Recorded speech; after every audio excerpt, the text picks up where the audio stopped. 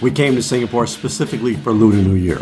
The rain changed everything and forced us to ask a question we didn't expect. Is Singapore actually worth it? We saw a 23 Singapore dollar Aperol Spritz on our first night at a modest Italian cafe. We also ate a Michelin bib gourmand meal for less than $5, both in the same city. And we noticed something about this place that has nothing to do with the skyline, the food, or the cost. Something we think matters, especially for us. What did it cost us for 9 days in Singapore? We'll share everything we spent at the end.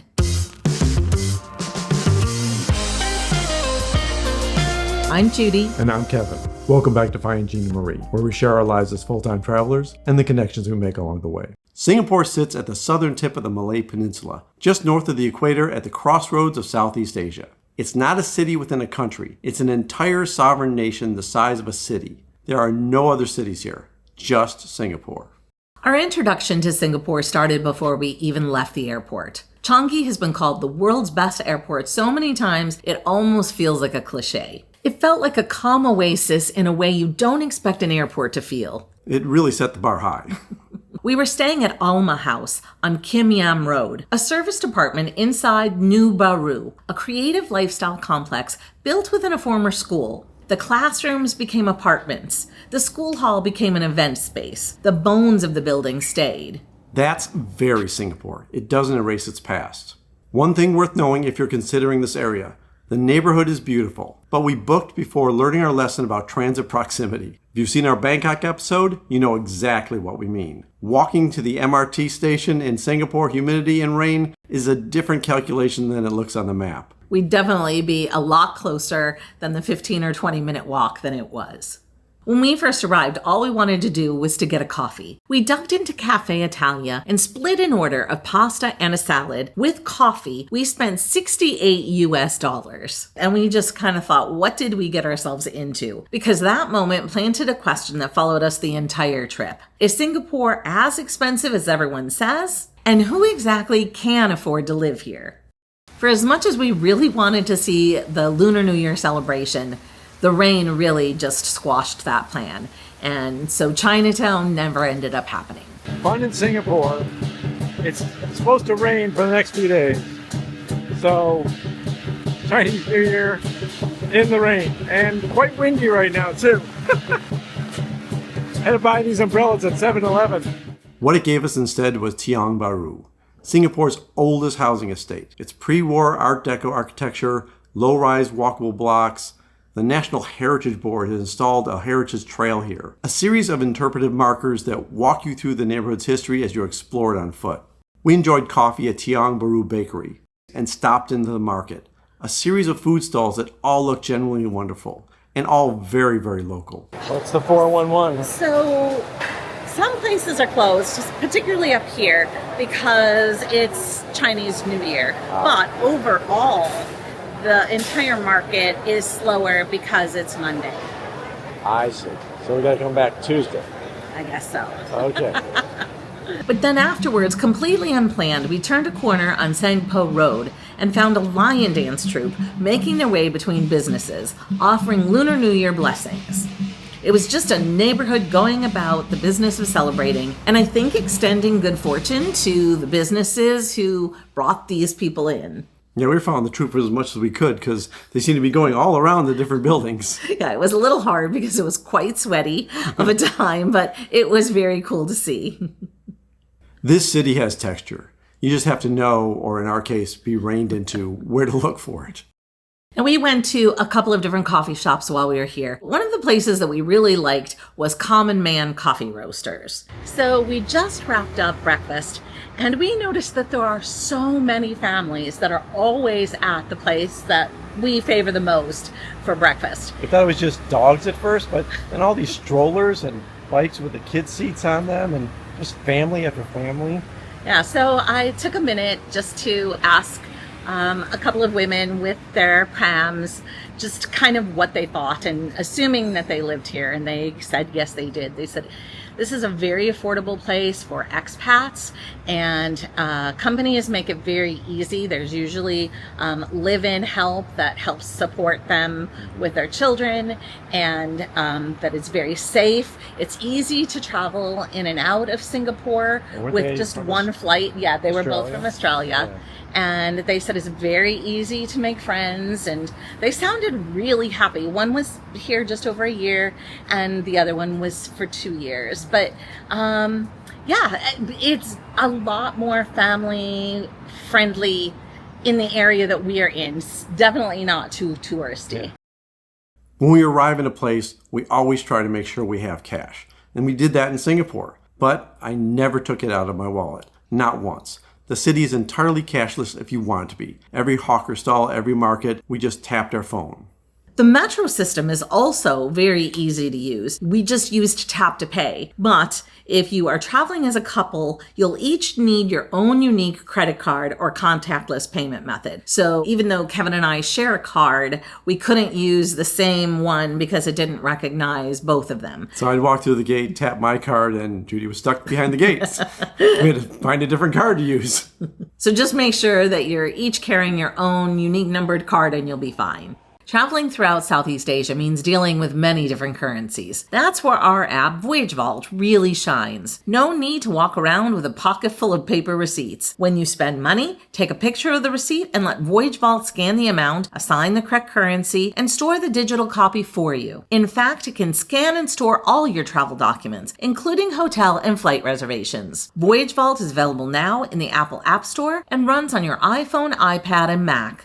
We like to understand why a city operates the way it does, so we like to spend some time with its history. We made our way to Fort Canning Hill. It turned out on February 15th, 1942, 84 years almost to the day before we visited, British commanders surrendered Singapore to Japanese forces. What they called the Gibraltar of the East, that was never going to fail, actually did in less than a week. There's nothing better for us when we're trying to learn about things than going to a museum.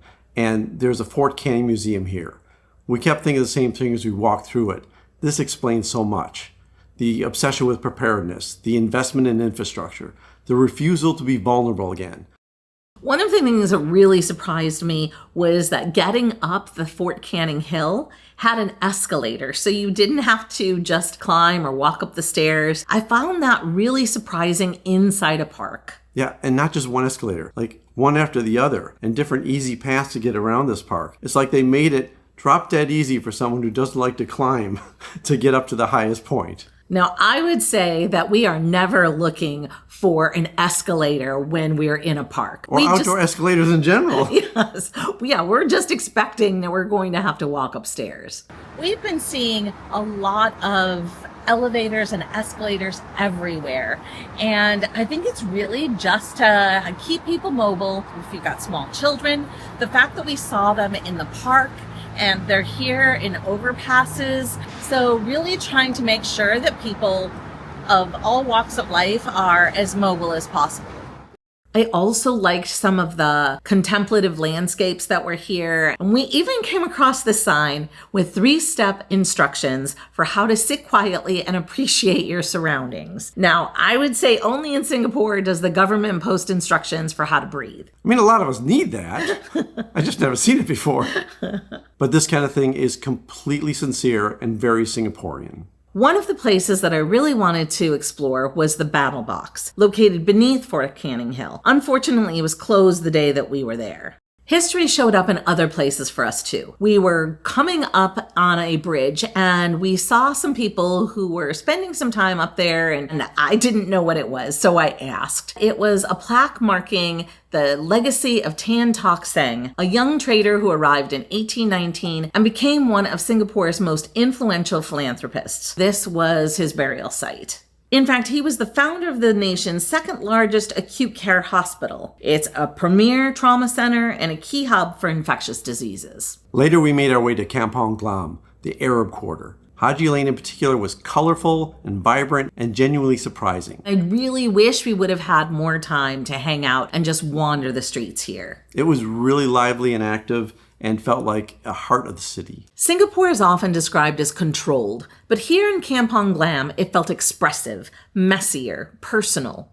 While we were in the area, we ate at Anatolia Turkish restaurant with some friends, and all the food there was generous portions and really tasty. I felt like Singapore kept doing that, offering more than we had time for. One of our best evenings in Singapore started near the Merlion, Singapore's iconic waterfront. We met up with some different friends, had drinks, then made our way to Lau Pa Sat for dinner. We'd been hearing that one of the more affordable ways to eat in Singapore is to go to hawker stalls. And this was, I think, the premium place to go in Singapore. We really loved it. It's in the middle of the financial district. At night, it transforms into a very cool atmospheric food experience. I think it helps when you come here if you have at least an idea of the kind of food that you want to eat. Because there is Indian food, there's Malay food, there's Singaporean, Chinese, Korean, Indonesian. It goes on and on and on. And it can be overwhelming if you're somebody who has a hard time making decisions. But the fun thing is you can just have a little bit at a few different places. Now don't forget about Satay Street, which is outside. There is some satay here, and it may be as good, but I think for the experience, getting it out from the outdoor grill is what I would recommend.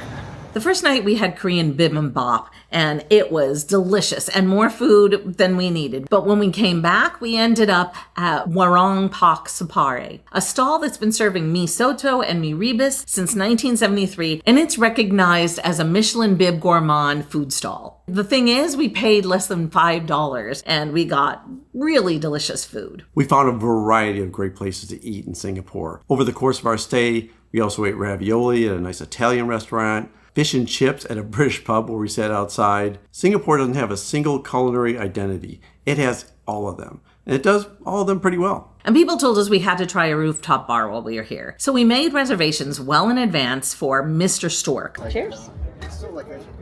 Which is in the Andaz Hotel. It did have spectacular views, but I didn't love the fact that there was glass kind of getting in the way of you taking some of the pictures that, of course, are up there to do. I think they didn't want people falling over the edge, which is understandable. But it also kind of ruined the atmosphere a bit. Absolutely. I personally felt like it was overpriced for what it was. I think it was cool, but we got food while we were there, and I think that was a mistake. The food was very average. It cost us over $100, which I thought was pretty pricey. It was a timed experience. I think we only had 90 minutes there or something like that. The views are great, but not worth all that. Now, one of the places that we went that I actually thought was better than what we expected it to be was Gardens by the Bay. So whatever you've seen in photos, I don't think you're prepared for what the experience actually is. I bought tickets online, and you can do pieces and parts. We did the whole shebang, and I felt like it was well worth the cost. The Flower Dome was filled with Lunar New Year's horse sculptures. There were floating festival installations on the lake outside, a giant koi pond, a traditional temple, lanterns were reflected in the water, the Skyway walkway with Marina Bay sands behind us. If that would have been the only thing we did, I might have even just been happy enough because it was just beautiful with all of the lush flowers that were everywhere. And let's talk about Cloud Forest. That alone will take a lot of your time. We heard mixed reactions about the Jurassic World experience inside it. Some people didn't feel like the dinosaurs belong in a world-class botanical conservatory. I kind of get that, but it was really well done. Real or not real? Which person in this picture? 65 million years old. Could be either edge. I think there was something like 72,000 plants in here. And then there were carnivorous plants with a sign warning visitors not to touch them or, quote, you will be fed to them. There were a lot of kitschy lines all throughout it. If you're looking for panoramic views, I'd probably skip the rooftop bar, but the Super Tree Observatory here, I would absolutely recommend. It stands about 16 stories high. There is an elevator that takes you to the top. I don't know, I thought that it was beautiful. There were little shops at the top where you can get ice cream and coffee and just sit and enjoy the views. So what do you have there? I have some vanilla bean gelato. And it's been a long day. Lots of things to do here, but I'm exhausted, so this is really refreshing and you get a beautiful view. What did you think of this experience, the whole Gardens by the Bay? Gardens by the Bay is a big experience, and they did some really impressive work. They got a lot of conservation messages. They've got plants that are incredibly unique. Dinosaur stuff is cool, but even just the amount of views you get of different angles of the city, all worth it. Watch the weather though. You want to come on a decent day, because any kind of rain would ruin a lot of the outdoor experiences. But I'll also say that on a hot day, it's perfect because there's so much air conditioning.